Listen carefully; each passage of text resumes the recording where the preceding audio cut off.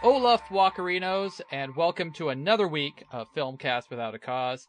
I'm Jacob Rosdale, and here to chat with me again is my co-host, Patrick Boberg. Pat, what's going on? I am just super excited to talk about the two best movies ever made. It's a very sequel-heavy episode of Filmcast Without A Cause, but we'll start off with some relatively new ideas. Later on the show, we will be discussing the very first film by David Fincher. That would be Alien3. And Fincher, he's kind of become a FWOAC favorite. I think I can speak for myself, say I always look forward to when David Fincher has a new film coming out. Pat, is that the same with you? Can we go ahead? Definitely. I remember seeing Fight Club, and even then, before, I think a lot of credit was given to Brad Pitt or Edward Norton, but even then I saw his name, I was like, this guy. I got to see his films from then on out. For the past few years, he's had a film coming out, and he doesn't have a film coming out this year. He doesn't have a film coming out next year. Instead, he has been producing a television show called House of Cards, which sounds kind of interesting. It's a political drama. I think it's a remake of a BBC show. And it's about a majority whip who's going to be played by Kevin Spacey, a big name. And it also has Robin Wright and Kate Mara. And I guess he's a dirty politician or something. I don't know a lot about it, but the big news about it this week was that it's going to air on Netflix, which is old news. But the news that was released this week is that Netflix is going to release it all in one block as soon as it's available in February. You can watch the entire season. Pat, do you have Netflix? Yes, I do. And are you someone who watches a lot of television on Netflix? As I mentioned, was it last week or the week before, my wife and I have started watching Bones on there, and we have been binge watching it. In the past 2 weeks, we have already reached the third season, so 13 episodes of House of Cards. This was definitely the thing in it that was pretty impressive, that they're just going to let it all go at once, because you could get through that in probably 2 or 3 days if you didn't do anything else. If you're a binge watcher, and I'm not so sure I'm a binge watcher, I don't know if I would watch all 13 episodes of a show over a weekend, and maybe I'm a pleasure delayer, but you say that's something that you could see yourself doing if you really like the show? Well, not only do I think I could see myself doing it, but there was a discussion about in the media about a couple months ago. I think actually it was in June before we started the podcast, where they were saying that this is catching on, and the networks and Netflix don't really know what to make of it or if they like it, because if you watch a certain property for, let's say 5 seasons, you get caught up, and then you have to deal with it once a week. That can be a hard transition to make. So I don't know. I definitely think people will do it. And if you see all of House of Cards, what I would assume is 13 hours in a few days, then are you going to come back in a year? I mean, are you going to be that into it? Well, it's an interesting move, especially because political shows generally do not do well unless they're the West Wing. Yeah, and the thing is, I think I could see benefits to it. If it's a really intricate, plotted show, watching them all in a row, you'll be able to pick up on things you wouldn't otherwise. I think that's what they're planning on doing with Arrested Development when it comes out, or returns again next year, and I can definitely see that being a show that will play with that format very well, because it's already about running gags, and I think watching it, and that's one show I might marathon watch, actually, all in one go would probably increase my enjoyment of the show. Another show I should mention, Netflix is working on a few different original series. Arrested Development, not original, obviously, but they've been getting a lot of press about that. But one of these shows is produced by Eli Roth, and it's a horror series called Hemlock Grove, which Roth has described as a 13-hour independent film broken up into 1-hour chunks. 13 hours of Eli Roth, what everybody wants. I don't think many more details about it have been released, but looking at it that way, as they're just releasing a very long independent film, and you can binge watch it, which no one would, I think that might be the way to look at these. I don't know. I'm really excited for this show. It has David Fincher's name attached, Kevin Spacey, obviously, so definitely I'm looking forward to that. Hopefully I'll have my Netflix working again by then.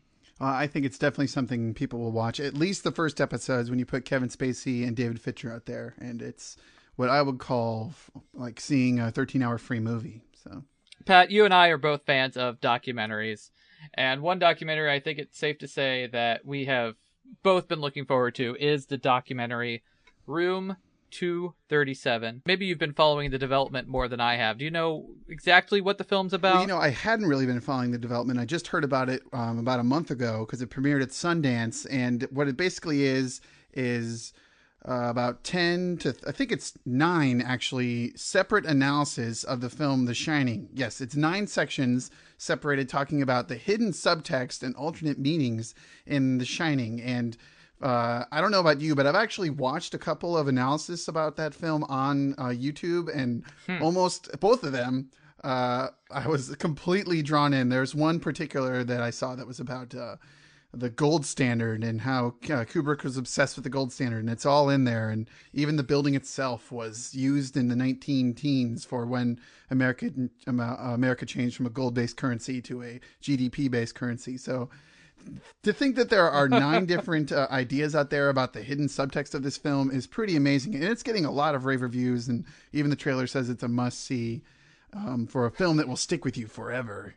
And this will just get its hooks into you even more.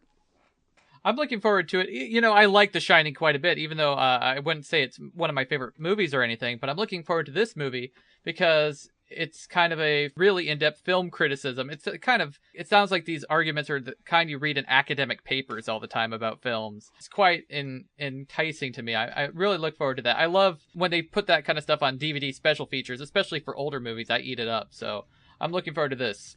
There's an interesting thing with this, because about 8 or 9 years ago, maybe even before that, they started coming out with these books called like the Philosophy in the Matrix, or Philosophy in Seinfeld, Philosophy in Simpsons, Philosophy in Lord of the Rings.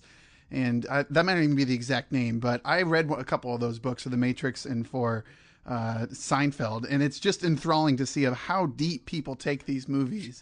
I've seen The Shining twice in my life. The first time did not grab me. The second time I was a little more into it.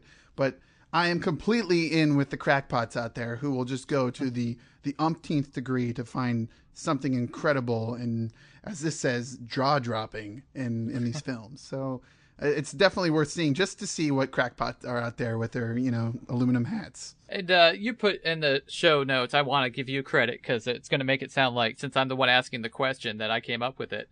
But you asked me, what makes a film stick with you forever, as the trailer puts it.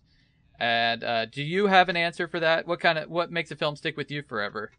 I gotta think that it's, especially like something like The Shining, it's something that just is unsettling or shocking, or what could be considered a normal person that does something completely, not unbelievable, but just unsettling. Like in this film where Jack loses his mind and goes after his family, and you don't really know what, but there's just the way that it's portrayed kind of sticks with you. Or there's some film that, it's the tearjerker moment goes beyond the tearjerker and just humanizes the person, and you identify with it. Maybe not in, say, obviously a romantic comedy or, a horror way, but just something that makes you feel like you're in that scene with the person who's being attacked with an axe through a door. I think it has something to do with the all-around strangeness of the movie and the way it doesn't offer any easy answers, even though it's based off of a Stephen King book, but supposedly it didn't stick too close to that. I also think about Kubrick's 2001 as being a film that's opaque and not very forthcoming with its own mysteries, even though I hear that book explains the mysteries of the movie quite in depth. Yeah, and you also don't even have to go too far. Just look at the Master, for instance. I think I've heard 6 or 7 other podcasts that are just like, what is this about? And it seems like they've all got different takes on where it went, and that's probably what it is, where you can't pinpoint what that film is about. Exactly. Trying to think of films that have really done that for me. Again, we had a lot of fun talking The Master, but it's not as good of a film, I think, as The Master or The Shining or 2001 even, but I really latched on to Aronofsky's The Fountain for a long time, trying to suss out its mysteries, because it's another kind of a head scratcher, and I don't think there is an one solution you can figure out about what the whole Hugh Jackman floating in a bubble sequence is really all about. But if I were to think of a film that I would want to go crazy on and really come up with crazy theories on, that might be one. I might have to think a little harder though. Any with you that have really grabbed you?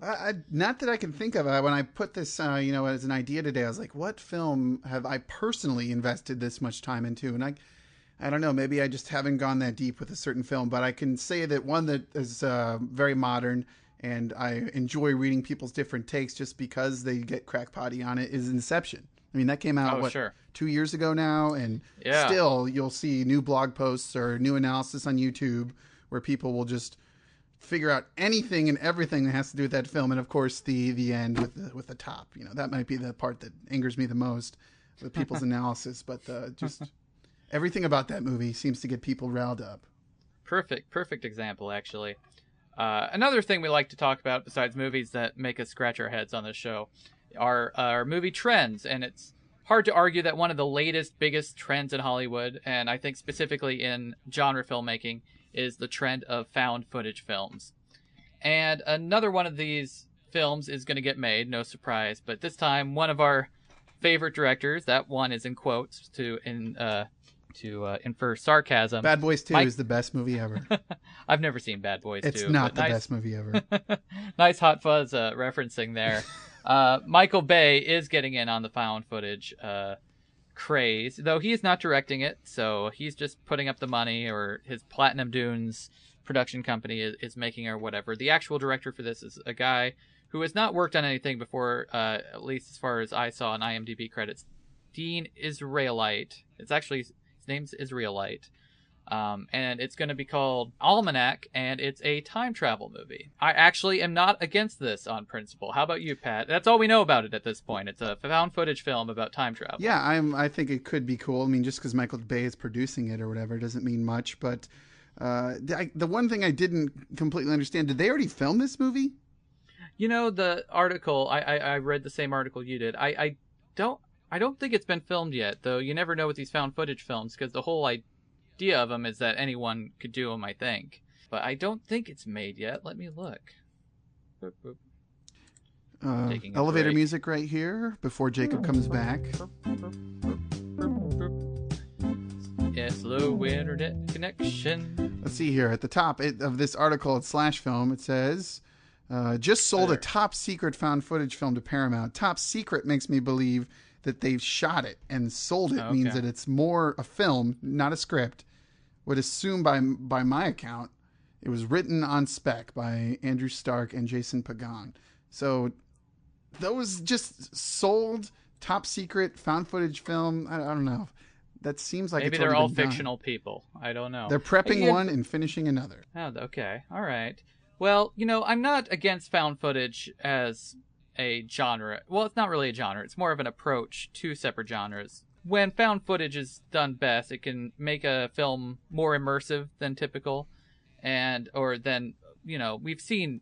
We reviewed one last week, actually, a time travel movie, and a fresh approach is always welcome. Even though you could argue that found footage is certainly not fresh at the moment, but you think about how Cloverfield is kind of a cool approach to the monster movie, or Chronicle, a superhero film. I think time travel should have its due. Isn't even End of Watch, isn't that kind of found footage? It's more like people actually shooting a documentary, but from what it seems, they're not really documentary, and they're just guys who constantly have cameras on them, like cops or something. Yeah, I was confused by the trailer of that. It did actually interest me, that approach to it. Because I couldn't think of a cop film done in that found footage style, but we've certainly seen enough of ghosts and exorcisms. I actually say that being a fan of the Paranormal Activity series, even though I've never seen any of them in the theater, but I think those are especially well crafted and inventive. But do you have any theories on why these are so popular in Hollywood right now? Obviously, other than the fact that they're cheap to make, it's an easy way to scare people with the whole you're not seeing everything there is to see, and just showing a lot of screaming. And if you can, it's a fresh take on, especially there's a lot of horror movies that go this way. And if we learned anything from the Blair Witch Project, you can market them as if they're real. It's like this is a real story or based on a true story. I don't know if there's any sort of laws against saying based on a true story.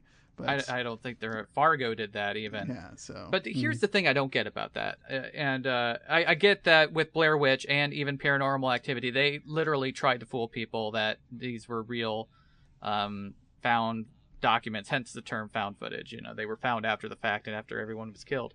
But are they really that much cheaper to produce? How is it cheaper than just getting some non-professional actors or actors who aren't well known? Which I think, as this genre, you just mentioned End of Watch, obviously big stars in that. You're not trying to fool people anymore, but couldn't you still get cheap actors and use real locations and use crappy cameras? Because a lot of the times, These are using good cameras and then making them look crappy. I don't know if it really is that much cheaper now that the... Well, I think the problem is if you're making a film within the studio system, even if a studio buys a script, they need to work with the unions of the industry and, SAG and the writers guild and all that. They can't just go out there and do it. That's why all these are bought from somebody.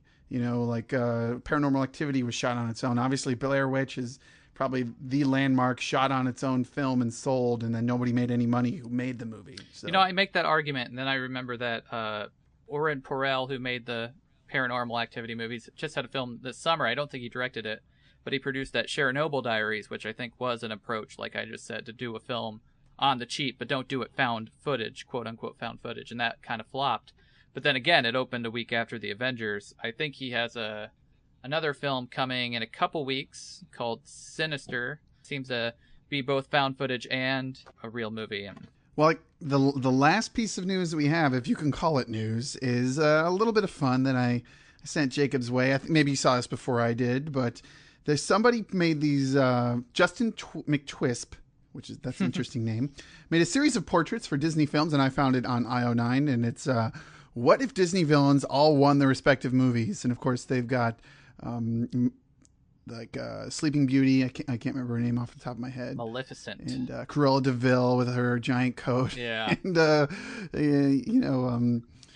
Ursula. Yeah, just all these villainesses from the Disney movies, like eating and killing their characters and dealing with them in funny ways. So I just kind of thought it'd be funny to talk about, movies from the villain's perspective, and why don't you see more of that? And is it really a better film if the villain wins and all this stuff? But Jacob, what was your take on these? I think the portraits are quite funny, but there's no way I'd want to see a whole movie where Cruella de Vil actually got her 101 Dalmatian coat. I think that'd be kind of a task. That's the thing. You can't get to the end of 100. You can't see 101 Dalmatians the way it is now and then just change the ending. That would be a bad movie. But say you were to start with it from her perspective and show her lose, that would almost be like the film we reviewed a couple weeks ago with Arbitrage.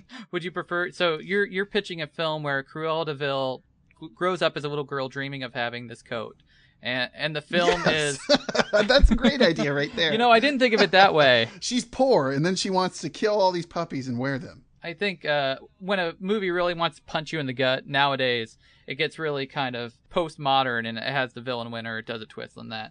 I'm just not crazy about that unless it's done really well. A lot of good movies that blur the lines and are good examples of making the villain almost the title character or push the plot would be like Terminator. Or maybe you'll cut this out if I say it, but Cabin in the Woods. That's the one I was thinking of, actually, yeah. But they give that away pretty early on, that the half the film is they're not people that seem like good people. But then you end up with anti-heroes, because I think Hollywood is too afraid to go all in on having you root for the bad guy, even though I think that was the tagline for the movie Payback. I think it's get ready to root for the bad guy. Well, that's another thing I was considering with this idea, is if you took a known commodity, like say, I was thinking like Dirty Harry. If you took a Dirty Harry property and say the next movie they have the villain be the person you're following the whole time, and you only occasionally pop to Harry's perspective. The majority of the film, he's probably going to win because it's Dirty Harry, but the villain is, he's killing all these people, and you see his motivations well before the end where they do the serial killer reveal. Or maybe even say something even more recent, like Prometheus. The best character in that film was David, who you might argue is the villain.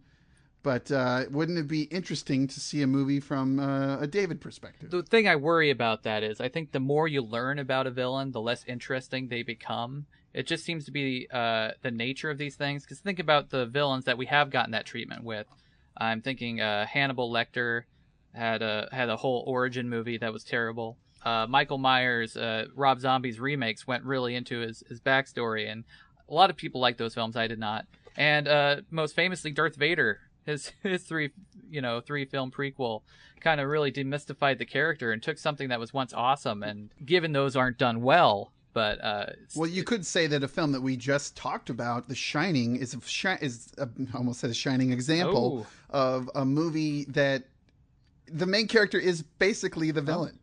talking about this approach, is there a villain that came to your mind that you would actually like to see a whole movie on? Or David might be a possible idea, yeah, you gave good ones. what I thought maybe like one of the things from the Matrix is supposedly the Animatrix, for those who have the special trilogy box set or whatever.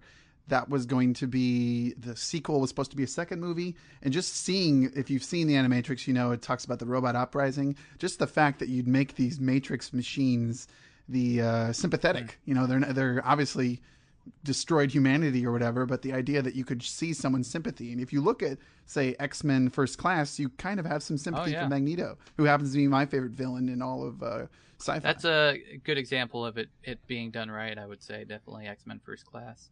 Well, you said Magneto's one of your favorite villains. Do you have any others that come right to mind? Well, I think everybody, it might be funny to see, say, like, just staying in that comic book vein, maybe a Lex Luthor movie. You know, I mean, obviously Smallville kind of made him less of a villain for the majority of its run. I think I didn't really watch it. I hated that show from the few episodes I saw, but I don't know. Maybe a Lex Luthor film might be interesting to see. You know, my favorite villains I came up with, I don't think any of them would be movie ready. I had Gary Oldman in The Professional as a favorite. I didn't even know the character's name, though, but I just love that performance. The T-1000, obviously the first Terminator, or that's one of those great reversals of villain to hero, was Terminator to Terminator 2. And I like the shark from Jaws, who really shouldn't have his own movie. But as I came up with ones, that would be a great film, great in quotes. I came up with two ideas who I don't think could happen just because the actors have aged so much, and in fact, I think one possibly is dead. I don't know. I would want to see a prequel with Belloc from Raiders of the Lost Ark, where I would just like to see more of him. I don't know if I'd want to see a film as him as a main character. But if they were ever to do the young Indiana Jones again and do it without all the history lessons and made it a little more entertaining and less educational, Belloc is a character I'd like to see. And as well as 006, Sean Bean's character from GoldenEye, I'd like to see reappear in this rebooted Bond world. That's kind of who I was hoping the Ray Fiennes character would be in Skyfall. And I don't know if they've confirmed who he is yet, but he's supposedly someone from the Bond mythology, so... That's all I could come up with. I'm not much of a villain guy, to be honest. No, well, I guess that just makes us different. But if I can throw one more out there, Apollo Creed, he should get his own prequel. Carl Weathers, he would eat that up, I'm sure. He would want to reprise the role. If Arrested Development taught me anything, he needs work. Are we missing one, like a major one? Boba Fett needs his own movie. Oh, gosh, yeah. Actually, you know, that would be pretty cool. As long as George Lucas wasn't involved, of course. Yes. So 20 years from now, maybe it's a possibility. Well, you know, one film I thought was lacking a good villain was the original Taken. Maybe that was rectified in Taken 2, Pat. Well, we're about to find out. You slaughtered our man. Our brothers. Our sons. We will find him.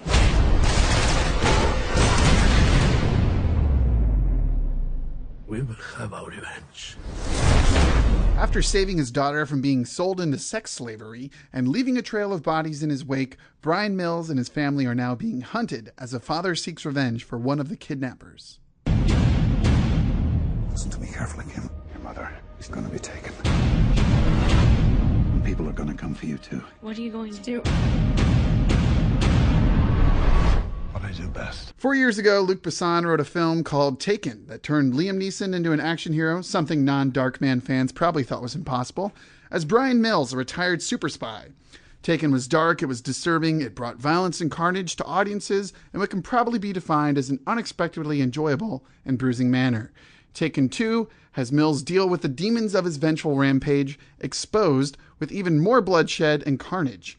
Jacob, obviously Hollywood is not going to leave a possible franchise on the table when there is money to be made, so it makes sense we're seeing Mr. Mills continue his story. That being said, did this chapter of indulgent violence and black market ghouls entertain you or not? Okay, I'm going to stop you. I tried to stop you earlier, but I'll let the listeners in now. What's up? No, it's fine. I'm just going to say, if you're going to stop calling him this Brian Mills character, I think they maybe reference it maybe at the beginning. Okay, I'll just do it again. No. This is as far as me and my group of friends are concerned. I went to see this movie with.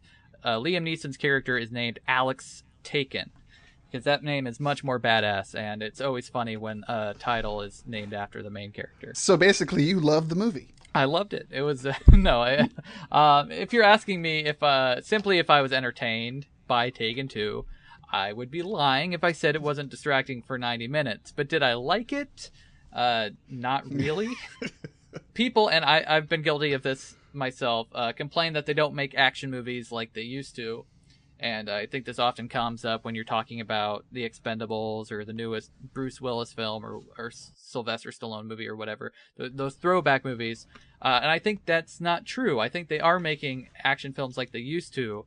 They're just making them in Europe, and most of them are made by Luc Besson. And that said, I think these Taken films take themselves far too seriously to be as fun as those movies. Like other Besson films like The Transporter or From Paris with Love. For example, Taken, the first one, has basically the same plot as the film Commando, which is one of the great action movies starring Arnold Schwarzenegger. Okay. But it has a much more serious performance in the center. But basically, his daughter's kidnapped. The guy gets revenge. That's it. You wrote a blog post, and we'll probably talk about it a little bit later in the show, about winking movies. And I think the Expendables is a winking movie. I don't think these Taken films are. I think they're very generic thrillers with a good core, and they're not fun to watch as those old action movies. Do you disagree? I'm reading in your tone that you may disagree. You might be having a better time at these. No, this film, I think for the first about 30 minutes until Liam Neeson starts to realize somebody's on his tail, I was giving it a chance. But then for the people who have seen this movie, I'm not ruining anything. As soon as he realizes that they're on his trail, which I don't know where all of a sudden he gets this idea that he's being followed, but he turns to his ex-wife and says, when I stop the car, you're going to have to get out. And then he gives her this 2-minute direction sequence of how to handle the streets of Istanbul.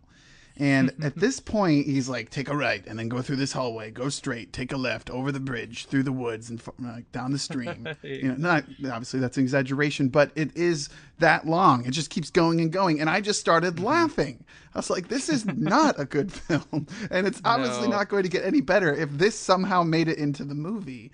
And the funny thing about it is while the action was just blistering and in your face and nonstop, it was incoherent. It was slow every other point in the film. I don't know. Where I was getting to with my long rant earlier, comparing the action film of yesterday to Taken, is this is barely a movie. Yes, it is pretty mindless. It is barely a movie, and mindless, not even in the fun sense. I mean, I guess it is kind of fun when Liam Neeson is being a badass and fighting guys, but that happens maybe twice in the movie. And the rest of the time, it kind of plays out like one of those horror films from the 80s where something really bad will happen to a girl, and then at the very end, that girl gets revenge on the people. I'm thinking like Last House on the Left. It kind of had that, except for with Liam Neeson as a badass super spy. And Neeson he is fun to watch. But I think the fighting, the car chases are very incoherent, even by post-Bourne standards of, handheld, shaky, you are there type of immersion.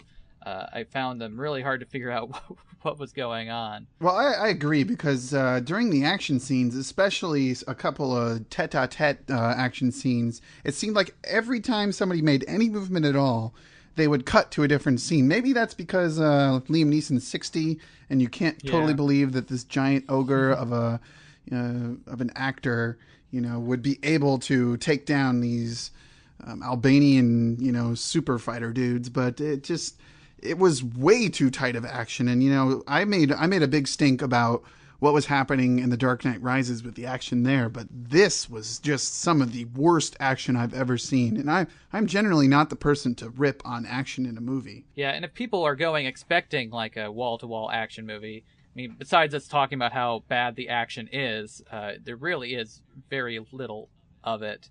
I actually kind of liked the first half hour when it was just except for when it would flash back to the bad guys in Turkey and they're speaking English to each other about how mad they are at Liam Neeson. The family drama stuff I actually kind of dug. I almost wished when they were driving down Istanbul that the bad guys wouldn't catch up to them, and it would just be Famke Janssen and Liam Neeson in this before sunset type tour around Eastern Europe. And I thought you were going to say like Kramer versus Kramer 2 when they get back together and they realize they ruined each other's life for no good reason.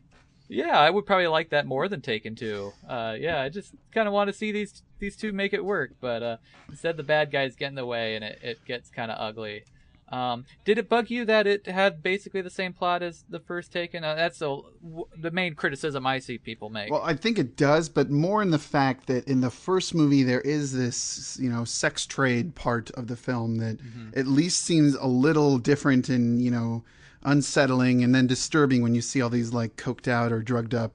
I don't even know what drugs they had him on in the first movie, like girls tied down to beds. In this movie, there was nothing other than revenge. And there's nothing that really made you, I don't know, the main bad guy, you almost kind of sympathize with him, even if it's poorly laid out. And he really has nothing to do other than guiding other guys. So it's very similar, but it misses the one part of the other film that made it different.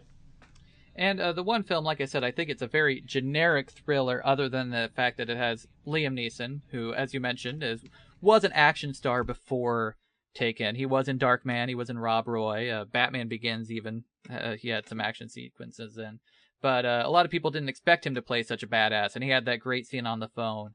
And there's just not a scene as good as that one in Taken 2. I was wondering if I would want to see Alex Taken in a third movie or a fourth movie. They actually set up 2 sequels, I think, in the very end of Taken 2. But when you think about it, it's hard to, like, how the old joke is this time it's personal. I have no idea how they would make a Taken 3 that could even be more personal or like do anything but lessen the stakes in it. So I don't know. I would probably consider a Taken 3 if I got invited, but probably wasn't too warm on Taken 2.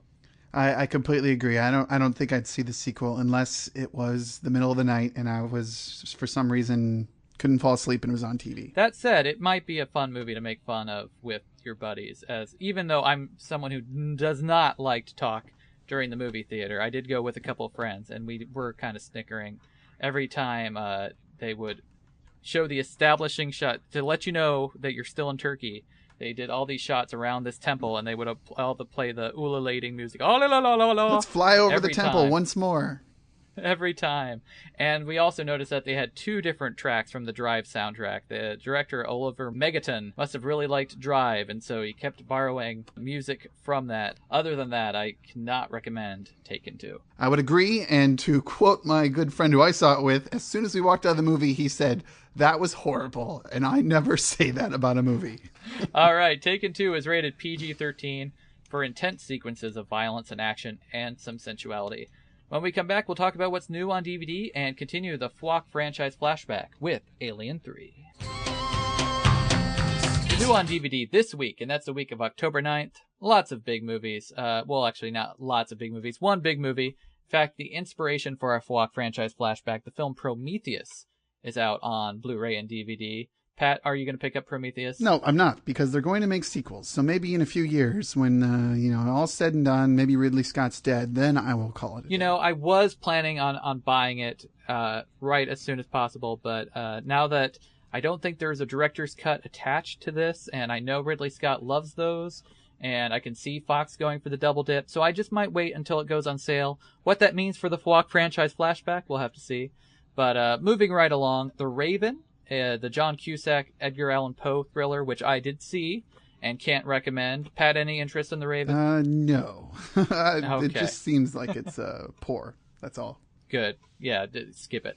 Also coming out, Rock of Ages, which I'm kind of curious about because of Tom Cruise, but probably will not get around to it. I will see it because I saw the musical, and if it's anywhere near as fun, then I would say it's worth watching. Okay. Well, now you've turned me around. I'll wait until I can see it for free or cheap, and I will see Rock of Ages. Speaking of rock and roll, Shut Up and Play the Hits, the LCD Sound System documentary. Lots of good reviews for that one. I will check that out eventually. And I wanted to mention this one, even though it's not a new movie, but it's one of my favorites. The Little Shop of Horrors is finally coming out on Blu-ray in the director's cut with the original ending, which I've never seen. So I've been waiting for this for a long time. Never came out on DVD with the original ending, where, speaking of movies where the villain wins, spoiler alert, the director's cut of Little Shop of Horrors sticks with the ending of the play, where Audrey 2 does conquer the Earth. Yeah. So, yeah, it all comes together. Pat, have you checked out anything cool this weekend on DVD, Netflix or otherwise? I did watch Casa de Mi Padre. But before I get into that, I watched Cabin in the Woods, as you had recommended, and it's out on DVD, and it was pretty fun, pretty good. I will just let other people see it, because it's a movie you could easily spoil, such as Looper, so I'll just say it's good, you should check it out. And moving on, I watched Casa de Mi Padre and blogged about it, and it's a little more than a winking film, but I talked about winking films in my post, and this might be a little more on the parody side than you'd think, but it's a telenovela-style film, and it is hilarious. And I rarely have said that about a Will Ferrell movie in the past few years. This movie, I'd say it's worth your time if you're willing to have a few laughs. Good for a few friends and beers, that's at least. You know, I read your blog post, and it made me want to see it right away. So it's on the list, for sure. I wish I could say I saw anything good this week. I really didn't. I've been so busy this week. But I did last night. We're recording this on a Monday night. I saw the Simpsons Treehouse of Horror special, as I do every year. I watch The Simpsons every episode, and not the best Treehouse of Horror episode, but I think it actually had segments in it that were horror related, which is more than I can say about a couple years past. I think they did a Paranormal Activity parody that wasn't the best, and they had some fun with The End of the World coming in 2012. So not a recommendation by any means, but it's the only thing I can actually think of that I've watched this week. With that, I think we should just move on to our FWOAC Franchise Flashback with Alien3. For the last time. Sigourney Weaver once again reprises her role as Ellen Ripley, this time without hair, but not without that pesky alien that keeps trying to kill her. This time she fights off the fearsome xenomorph in a maximum security space prison. It's here! We have no weapons of any kind.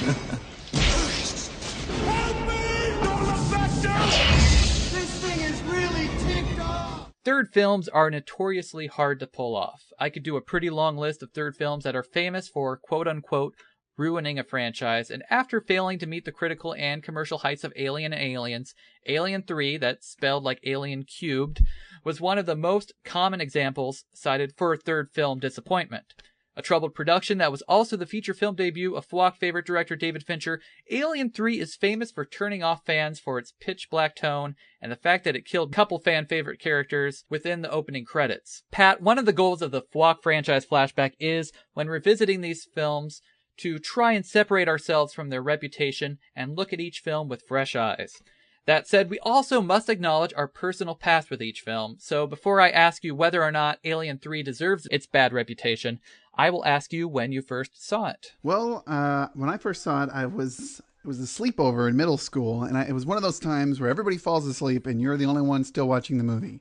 And I imagine that, while the midnight movie brain, which see me watch films such as Sylvester Stallone's Daylight and enjoy it, that is my initial reaction to Alien Cubed, is that it wasn't a bad film.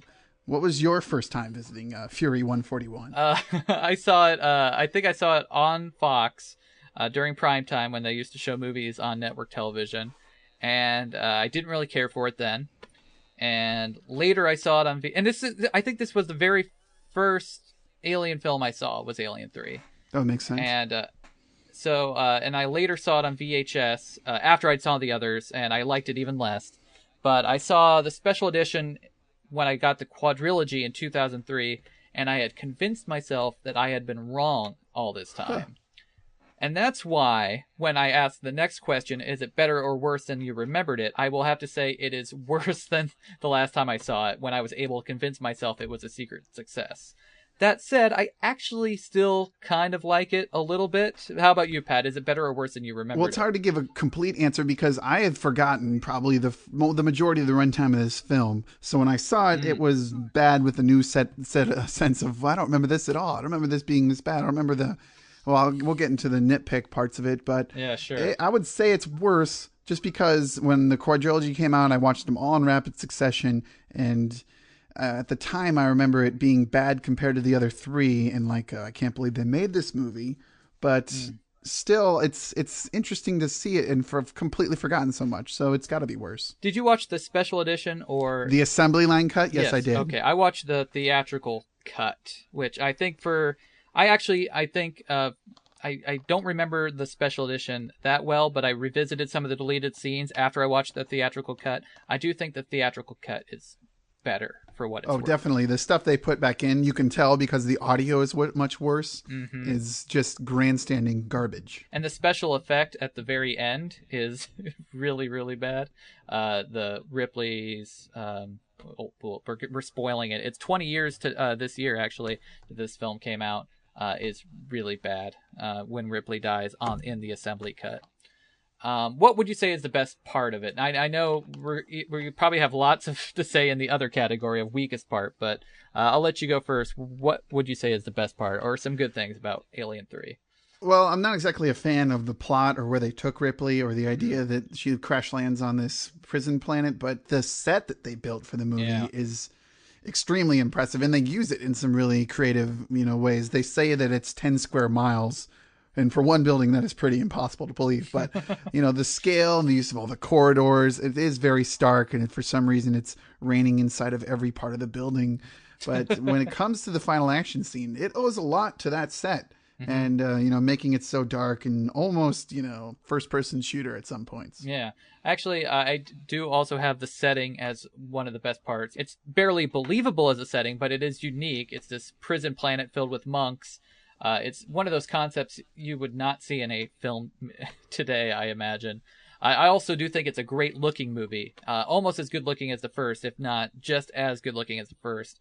It has just looking at it at an aesthetic level, lots of steam and shadows. It's got this copper color and those POV shots that you mentioned with the alien.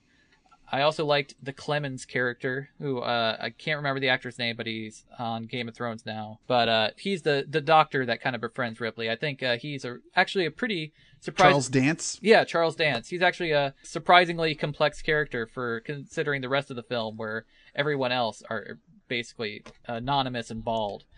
Well, if we can jump from that point right there into the weakest part, I would say that this film seems to cut off its own hand as soon as it gets interesting, and especially with Clemens. They kind of hint that he has like this, dark, mysterious past, and as soon as you learn about it, he is dead. I kind of like that. Oh, this guy, they don't carry it out to the end with Hicks. Yeah. They kill the one person outside of Ripley that you're kind of interested in, and then you're stuck with all these monks. Yeah, and the monks, too many of them who look the exact damn same, and you can't keep... I mean, other than Charles Durning, I think... Charles S. Dutton? Charles Dutton. Obviously, he looks different because he's the one black guy on the planet, but yeah, that's definitely a flaw. I actually do think it's kind of cool that they kill him right after we get a sob story, because you don't expect it, but... Yeah, well, that's the type of thing that's cool for maybe people who like movies, and like finally somebody does that. Yeah. Almost pulling a Whedon and Buffy, but it's not something that makes an audience want to watch the rest of the film. Yeah, it's really a dim. I mean, it looks dim, but it's just grim. It was the one I was dreading revisiting just because I remember how hard it is to watch, because it's one of probably the darkest movies as far as major franchise films. It's got to be one of the darkest ever made. I would completely agree, and maybe that's what that's kind of like if you watch his follow-up, David Fincher's follow-up movie 7. That is one of the darkest movies in recent films ever made that had such success that maybe that's where he was at the time, and I think maybe around then or a little after he shot the darkest music video ever made for 9 Inch Nails and Closer, which is more disturbing than anything I've ever seen in a music video. And that's just where he was at the time. In the early 90s, David Fincher was a dark guy. Is there anything that resonated with you that on this viewing that you hadn't noticed on previous viewings? I guess since you barely remembered it probably a lot, huh? Resonated in the way that I kind of, thought it was a smart move or something interesting. I don't really know. In the assembly line cut, the alien comes out of a bull, not out of a person. Yeah. And I just like the idea that this thing will gestate in anything that has a viable stomach. So I do like that they play with their alien a little more. Not to say that the alien looks good the majority of the film, even though it got nominated for an Oscar for its visuals, the alien is garbage for the most of the time it's on the screen. So I have a hard time pinning anything down that truly resonates with me. Maybe you're different. Did you see something? The alien, I noticed this time had lips. That's something I hadn't caught before. For the record, in the theatrical cut, the alien comes out of a dog. So that's something that is unique to that film. I have been kind of obsessed with the ending shots of these films now after I noticed that Alien and Aliens had kind of the same ending shot. I did notice the second to last shot in this is of the empty pod doors. So it's kind of referencing the last two shots of the previous films. But the very last scene is a screen that says the base will be used for scrap salvage, which if you remember back to the original movie, that was the mission of the Nostromo, was a scrap ship. So that was kind of trying to bring it full circle. I don't know how effective it really is, but it's something I hadn't noticed before. Well, Jacob, one of the questions that we always ask with this series is, did Aliens 2 truly need a sequel? And do you feel that this added anything to the story or mythology beyond the previous films? Other than what we talked about with the fact that Alien can gestate in anything that's alive? anything that's alive. And then I think the idea was that it was supposed to adopt some of the traits of that animal. We see that with the four-legged alien, but then it quickly becomes a normal alien by the end.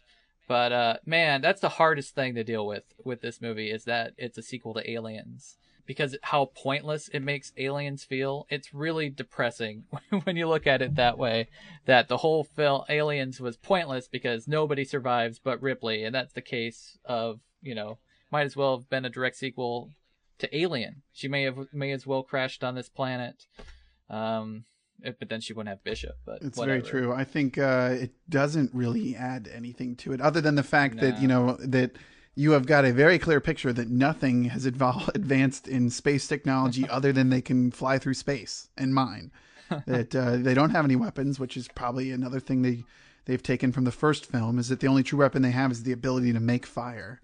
But in the ore, because they're in an ore refinery or whatever, but a leadery, I think, as they say.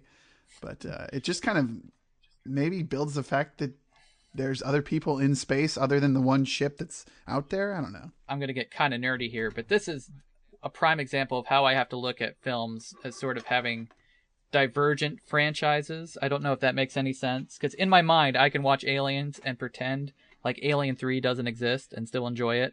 I mean, when you watch Alien 3, you have to believe that's in the same continuity as Alien and Aliens. But in order to enjoy Aliens, I have to pretend it does not end with Alien 3.